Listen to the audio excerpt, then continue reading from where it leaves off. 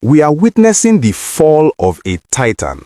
The visuals coming out of Benin Kebbi this morning are not just breaking news, they are history lesson in real time. If you ever doubted that power is transient or that the hunter can become the hunted, what is happening right now at the Sani Abacha bypass in Kebbi State will clear your doubts.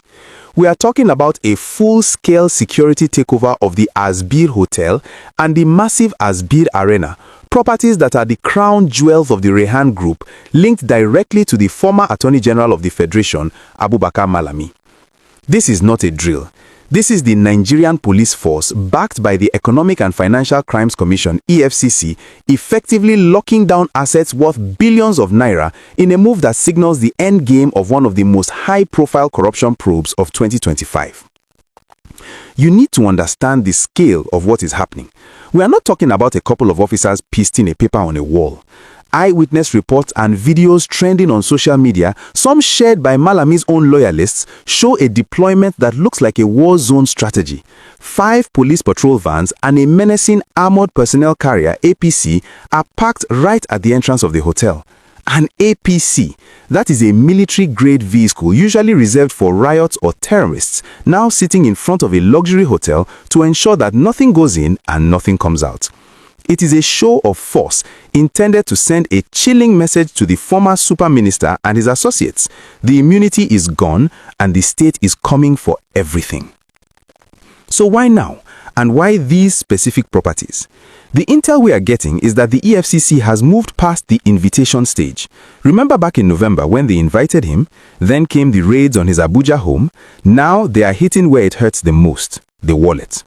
The Commission has filed serious applications before the FCT High Court alleging a prima facie case of criminal conspiracy and money laundering. They are zeroing in on that controversial $16.9 million paid to new lawyers for the recovery of the Abacha loot, a job that was reportedly already done. But it's not just about the legal fees. The petitions flying from groups like HIDA and the Carlos Community Development Initiative are screaming unexplained wealth. They are asking a simple question. How does a public servant, even a high-ranking one, amass enough cash to build a 52-room luxury hotel, a massive arena, a rice mill, and a private university in such a short time? The Asbir Hotel isn't just a building, it is a symbol. Opened with fanfare in 2021, it was the pride of Benin Kebbi, a beacon of modern luxury in the northwest. Now, with police tape likely being stretched across its gates, it has become a crime scene.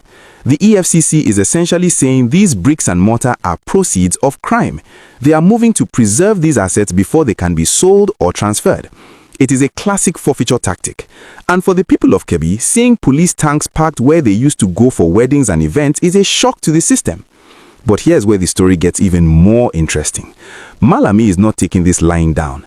His camp is fighting back, not just in court, but in the court of public opinion. His supporters are flooding social media, claiming this is a political vendetta. They argue that he was a successful lawyer before he became a minister, and that his wealth is legitimate. Malami himself wrote to the president recently insisting his hands are clean and that he declared all these assets. But the EFCC is unimpressed. They are digging into the Rehan Group's entire portfolio. The Rehan Rice Mill, the Rehan Private Academy, the Rehan University. If the Asbir Hotel has fallen today, are the university and the rice mill next? Are we looking at a systematic dismantling of an entire business empire? This situation also exposes the brutal reality of Nigerian politics. For 8 years, Abubakar Malami was the man who signed the warrants. He was the one who decided who got prosecuted. Today, he is the one filing motions to stop his own remand. The EFCC is reportedly seeking a 14-day remand order to keep him in custody while they finish this investigation. Imagine that, the former chief law officer of the Federation potentially sitting in a cell for 2 weeks. It is a humiliation that few could have predicted just 2 years ago. You have to wonder what is going through the minds of other former officials right now. If Malami, with all his connections and influence, can have his living room locked down by the police, who is safe? This operation in Kebbi is a signal fire. It tells every politician who served in the last administration that the files are open and the current administration is not playing by the old rules of protect your own. The drama is far from over. As the police hold the line at the Asbir Arena, the real battle shifts to the courtroom in Abuja. Will the judge grant the remand order?